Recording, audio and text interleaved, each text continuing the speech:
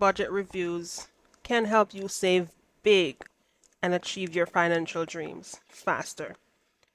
Imagine a roadmap to your financial dreams. Quarterly budget reviews are like the regular pit stops that you will take on the way to ensure that you're on the right track and making the most out of your money. Hey everyone, welcome back to Budget with Rose. For those who are new here, my name is Rose and I'm on a financial wellness journey, which I'm starting with budgeting, paying off my debts, and saving. So with that said, in today's video, I'm reviewing my progress for quarter one of 2024.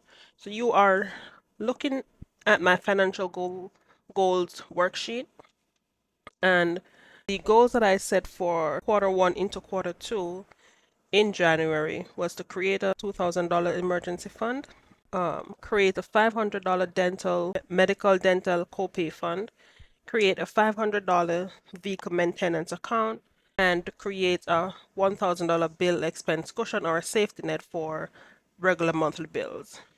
So far, let me just skip over to my savings and sinking funds. For emergency fund, I have 4,360, and for the other categories, I have $32.70 each. So 4,360.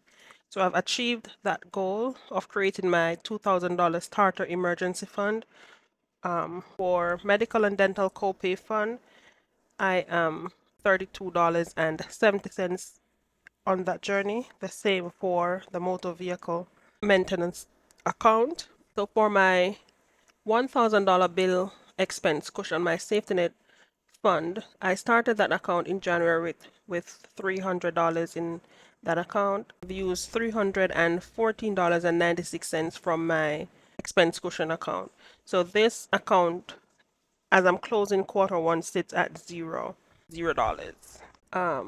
The next line item on my financial goal worksheet was to pay off credit card debts as I go. So I started out with the aim of making the minimum payment using the snowball method. So there is no, I did not put a end date on this because I wanted to take on the journey, see how well it's going, and then do the necessary adjustments. But I will be updating credit cards payoff in a few minutes. For personal goals, my first personal goal was to read a book each month. I am not on target with reading a book each month. I read my January book. I am still on my second book of the year, so I am behind on reading a book each month. So I will be catching up on that. Next goal was to complete some LinkedIn learning courses. It is mandatory for my job, but I also wanted to add it in as a personal goal.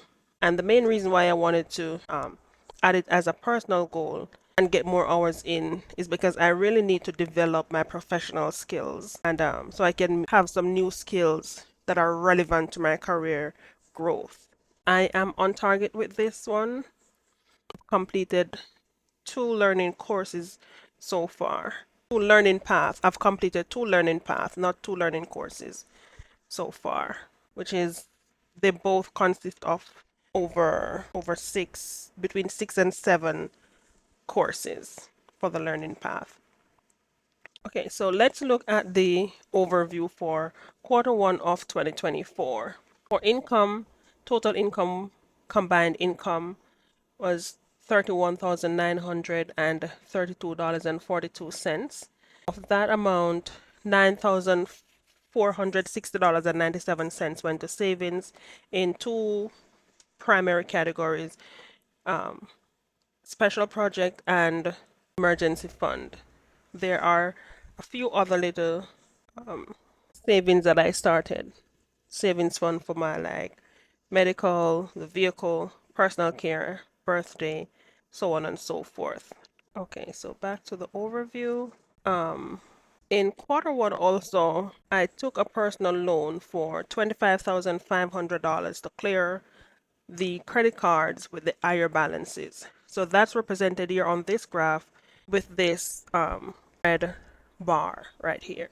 So you're looking at the $23,331.36 because that's the amount that went directly to credit cards. The balance was for the loan origination fee and all that fee that comes with getting a new loan. And in looking at this, I'm still wondering if I made the right decision, the right call in getting this personal loan to close out some of the credit cards. But I'll see it's already done. So I'll just see. I'll just have to work with it and see where it takes me for quarter one. For quarter two, moving into the rest of the quarters for the year to see how best I can analyze the decision of really taking this loan. Okay, so for the expense category, quarter one expenses including car payments. Let me go to the annual tracker. Expenses including car payments, loans, loan payment, credit cards, rent, and all that living expenses. I just group everything for my quarterly report as expenses. So expenses took up $22,630 from the total income for quarter one. Okay, so moving to the savings for quarter one right here. As you can see for the Christmas fund, I have nothing in the Christmas fund right here, but I should have, I'm thinking now that I should have reported the $132 that I have for my rewards as Christmas fund because I'm funding my Christmas fund account with my rewards from my debit card and also my health rewards from my health insurance because we normally get $500 once we have completed all the health reward checkups for the year. So that card, I would get $500. My husband would get $500 gift card. So those two cards, I'm also going to be putting into, I'm going to be putting towards the Christmas fund. For birthdays, I have $32.67. It's the same for personal care and medical. For vehicle, it's $32.70. So I am not even 2% into the goal of reaching the $500 mark for these two.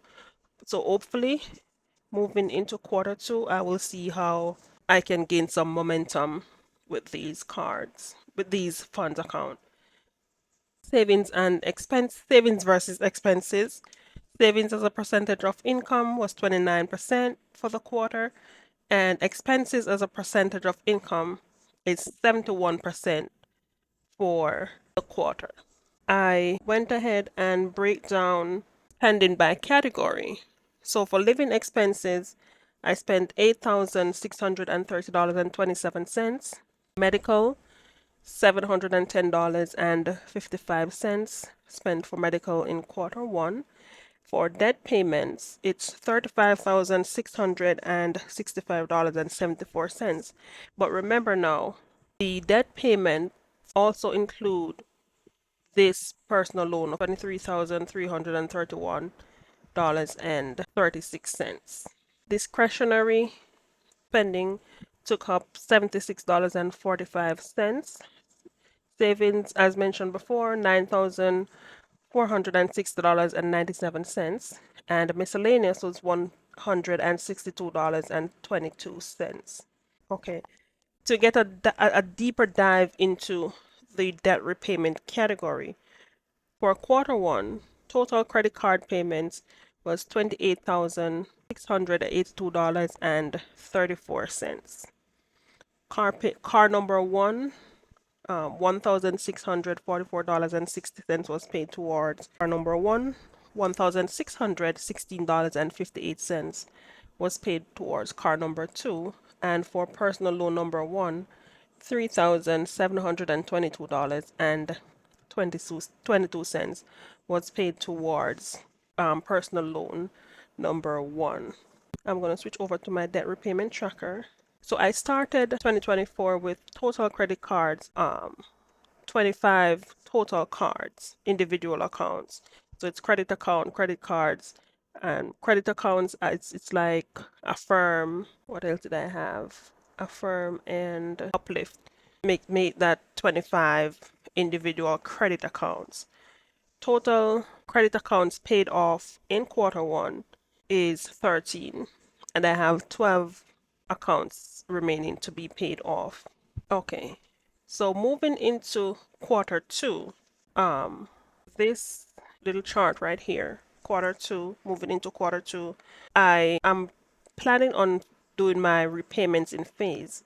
So I want to get out the balance of the credit cards that I have, and that's going to be phase one. So I'm starting quarter two with $14,886.85 in credit card debts, and that's going to be my top priority for debt repayment in quarter two. Um, my second priority after I've closed out all my credit cards will be car loan number one for $11,410.08. My third phase is going to be car loan number two, which is $19,360.50.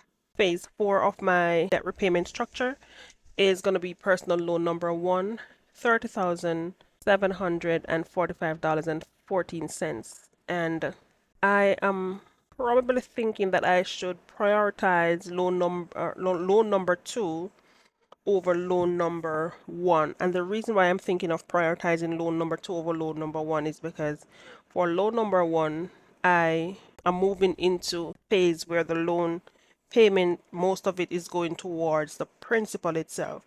So if I prioritize loan number two, I'll be paying more on interest, and over time, I will pay less in interest if I prioritize loan number two over loan number one at this point. But I will see how that goes as I progress through this journey. Um, this chart right here is just my little breakdown of how loan number two was spent. So some of the strategies that have helped me in quarter one is the fact that one, I acknowledge my financial mishaps in the past. I've not beaten myself for the mistakes that I've made. I'm making a conscious effort to move forward, and in doing so, making a plan to do what's right for my paycheck, for my financial goal, myself and my family. My second strategy is to treat every month independent of each other. And when I say treat every month independent of each other, is due to the fact that every month brings its own set of challenges. So I'm learning to adjust as I go to keep things in alignment with what's happening on the ground.